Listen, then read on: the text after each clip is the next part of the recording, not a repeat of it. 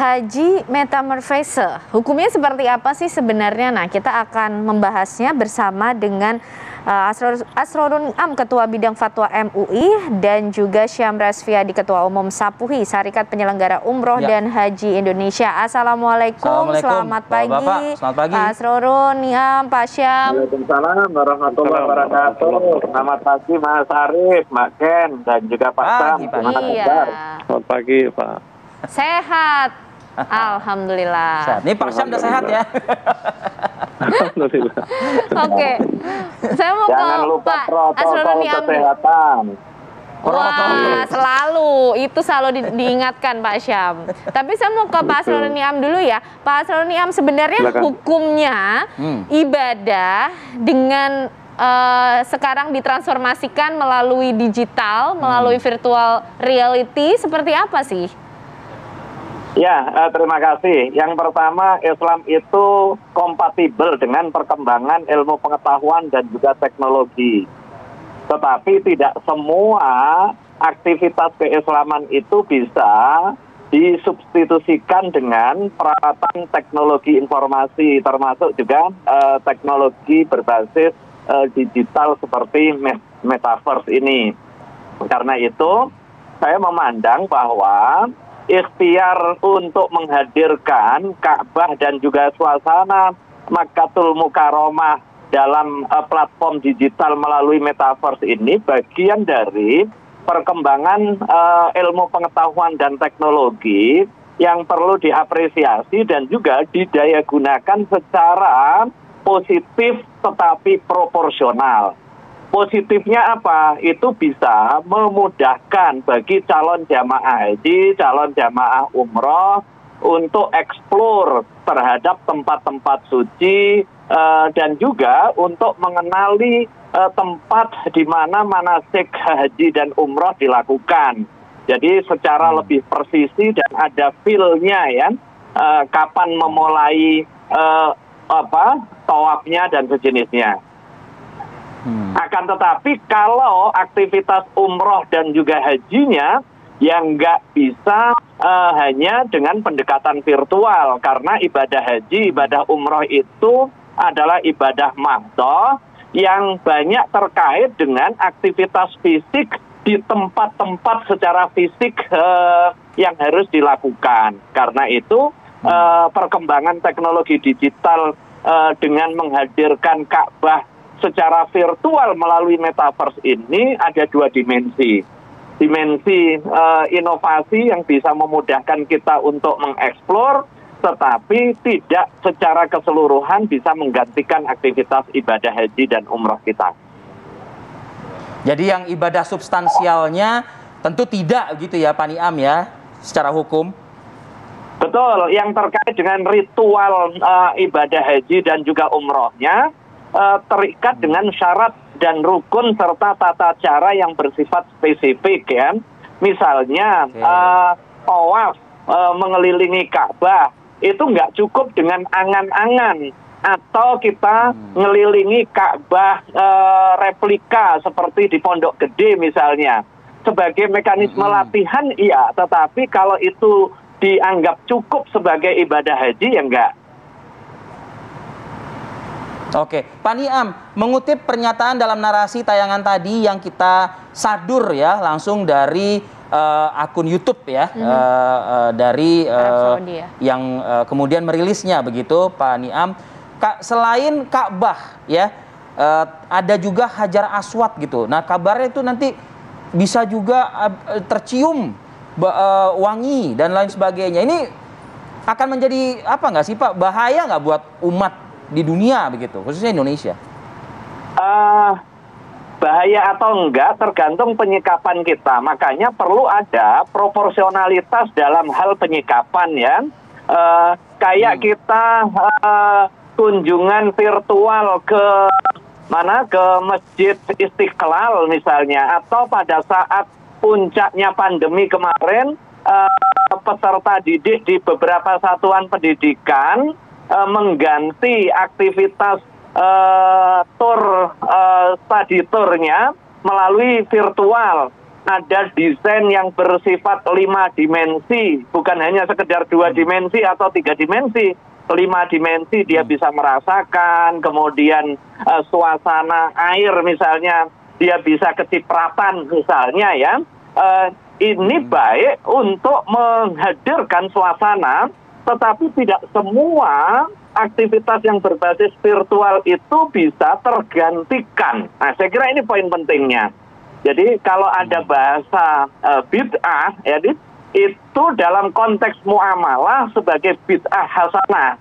Tetapi kalau mencukupkan aktivitas ibadah mahdohnya dengan cara virtual, itu bid'ah yang mardudah. Begitu, saya kira poin pentingnya adalah penyikapan secara proporsional dan juga profesional dengan keilmuan kita dan juga pemahaman utuh mana dimensi ibadah yang bersifat mahdoh, mana dimensi yang bersifat muamalah yang memang sangat mungkin mengalami perubahan dan juga adaptif terhadap perubahan terutama terkait dengan perkembangan teknologi kita. Oke, baik.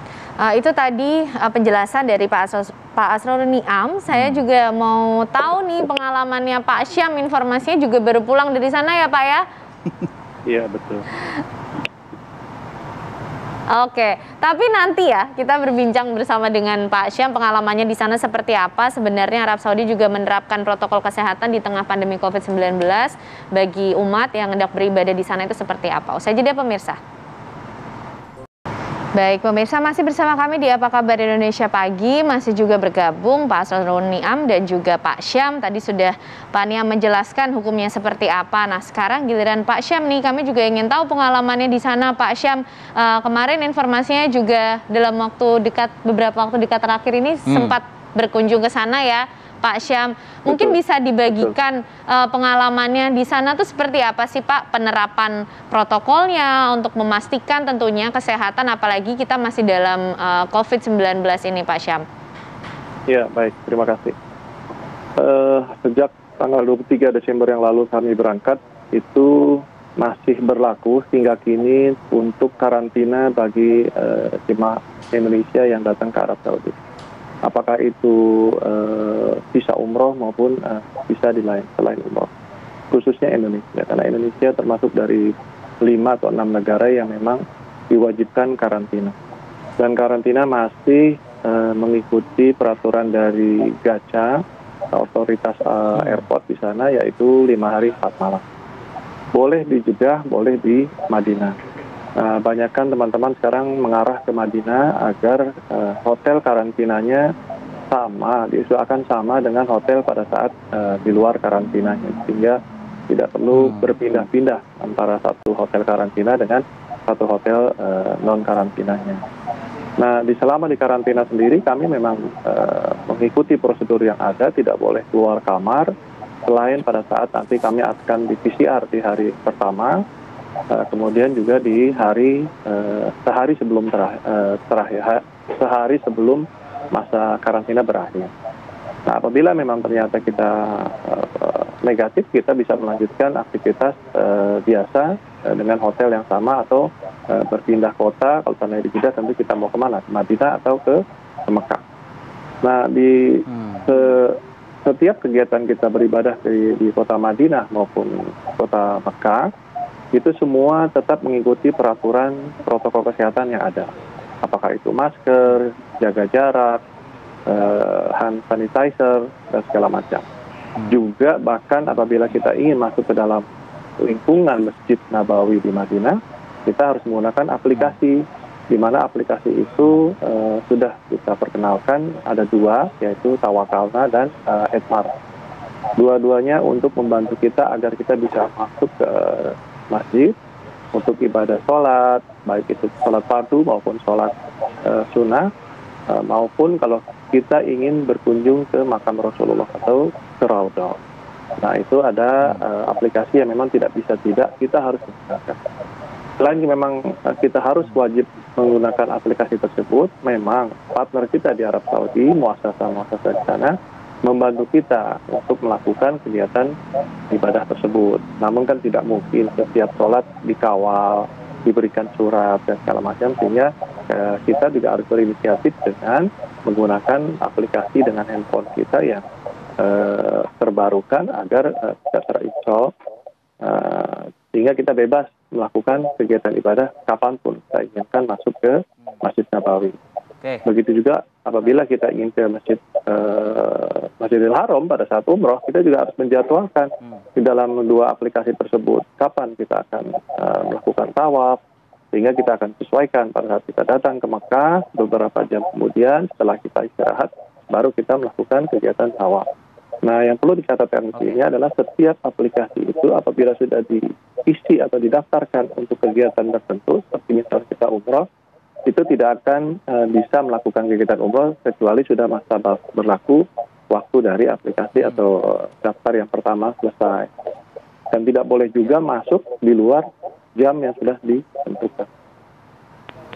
Ya, Pak Syam, kalau dari penjelasan Pak Syam ini, kita melihatnya sih pemerintah kerajaan Saudi Arabia ini sudah siap ya sebetulnya ya untuk menerima pilgrim atau para jamaah dari penjuru dunia, umat muslim dunia, meskipun pandemi ini masih bisa dikatakan ada ya di sekitar kita begitu. Nah, cuman kalau dari teman-teman yang sering bolak-balik seperti Pak Syam inilah, apa sih yang melatar belakangi imam besar ya Syekh Sudais ini membuat mekanisme metaverse ini gitu loh. Jadi penerapan ilmu teknologi untuk Ka'bah dan juga Hajar Aswad dan juga beberapa item lainnya di sekitar haram.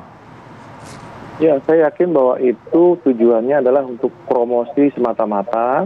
Kedua, untuk menggugah rasa kangen para jemaah yang pernah datang dan hadir di sana, bahwa merasakan seperti betul-betul sudah pernah merasakan kedatangan kita di sana. Betul-betul hanya untuk promosi. Namun memang kan kita tahu juga promosi ini kan mereka untuk kalangan kelas tertentu gitu ya. Untuk kelas yang memang di luar kemampuannya tentu tidak akan mungkin menggunakan alat ini. Sehingga betul-betul saya merasakan ini adalah sebagai alat promosi pemerintah Arab Saudi yang dilakukan oleh Syekh Sudais selaku pengelola kedua Masjid Haram ini di Mekah dan Madinah untuk berdatangan dan menggugah rasa kangen untuk hadir di sana dengan secara virtual dulu. Yang dikhawatirkan oleh umat itu adalah kurang lebih begini Pak Syam, takutnya ya bukannya ingin mendoakan itu kan yang baik-baik ya Pak Syam ya, tapi Pak Syam saja misalnya sekembalinya ke tanah air muncul COVID gitu kan ya, dan juga beberapa jamaah lain yang kemarin sempat menjalani pada saat Omikron sedang tinggi-tingginya begitu. Nah, yang ditakutkan adalah pemerintah Arab Saudi ini melihatnya daripada merugikan umat yang sekembalinya mereka ke negara asal, ya mungkin ada wacana seperti ini. Enggak. Misalnya itu tidak seperti itu, karena visi misi putra mahkota Muhammad bin Salman ini 2030 harus mencapai target 30 juta dalam satu musim untuk umroh. Sehingga kalau ini hanya satu hal pembatasan justru tidak. Bahkan King Salman sendiri pada saat kami masih di Arab Saudi bulan Desember lalu, awal Januari, di mana menyatakan kalau pemerintah Arab Saudi tidak akan menutup walaupun COVID akan datang lagi jenis apapun dan varian apapun, hanya membatasi atau memberi protokol kesehatan yang memang sesuai dengan prosedurnya. Jadi insya Allah tidak akan ada penutupan untuk mencapai target mereka 30 juta jemaah umroh sampai dengan tahun 2030 yang akan datang. Oke. Baik. Pak Niam, mungkin pesannya tentunya dengan adanya kita bilang mungkin ini masih wacana atau sudah? Sepertinya sudah fix ya, kalau tadi dijelaskan oleh Pak Syam bahwa King Salman sendiri pun juga masih terus akan membuka pintu buat jamaah pilgrim di seantero dunia begitu ya. Nah mungkin Pak Niam kalau tadi Pak Niam kan mengatakan kan Islam memang melekat sekali dan sangat-sangat menyerap juga ilmu pengetahuan dan teknologi. Nah arahannya, batasannya apa mungkin bisa disampaikan kembali Pak Niam kepada umat khususnya di tanah air kita? Ya. Yang pertama terkait dengan tema kita Haji Metaverse yang diawali dengan informasi mengenai upaya menghadirkan Ka'bah dan situasinya melalui Metaverse ini, saya konfirmasi dengan para pihak. Salah satunya dengan Wakil Duta Besar Saudi yang ada di Jakarta. Yang beliau menyatakan belum memperoleh informasi detail mengenai rencana atau proyek ini, kan? Tetapi terlepas dari itu semua, ada kompatibilitas Islam dengan perkembangan ilmu pengetahuan dan teknologi.